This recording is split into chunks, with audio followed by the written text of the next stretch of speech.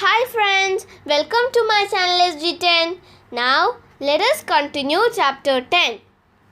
A Curious Tale. Dr. Losburn took Oliver back to his friends in the country, and for a long time the boy was very sad. Oliver could not believe there would be a happy ending to his search. But there was. 3 months later, Dr. Losburn took Oliver to London again, and Rose Maylie came with them. They were all delighted to discover that Mr. Brownlow had returned and was very anxious for news of Oliver. The old gentleman greeted Oliver warmly, and Mrs. Bedwin, the housekeeper, hugged him and kissed him joyfully. When all the greetings were over, and Oliver was well occupied telling Mrs. Bedwin of his adventures, Rose asked Mr. Brownlow if she could see him alone, for she had a secret to confide. Mr. Brownlow took Rose to a quiet room where she told him a very curious tale. A day or two before, a wretched young girl called Nancy had come to see Rose at her hotel in London. Nancy told Rose about a man called Monks, who had come to Fagin's house a few days earlier. While Nancy was there, Fagin and Monks knew each other already, for they had planned the burglary at the house where Rose lived with Mrs. Maylie. Fagin took Monks off to another room, and Nancy, listening at the door, overheard talking of Oliver.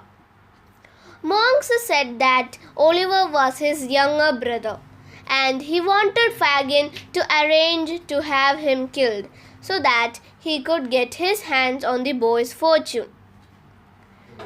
"I heard Monks mention your name, miss," Nancy had explained to Rose.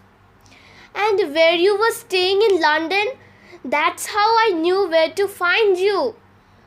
Then Nancy began to cry bitterly. "Please, miss, don't let darling Oliver come to any harm. I would give my own life to save him. Honest, I would." "But what can I do?" Rose had protested. "How can I find this dreadful Mr. Monks?" "I can help you," Nancy promised.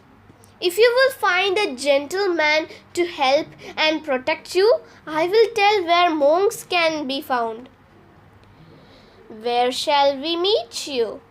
asked Rose. "On London Bridge.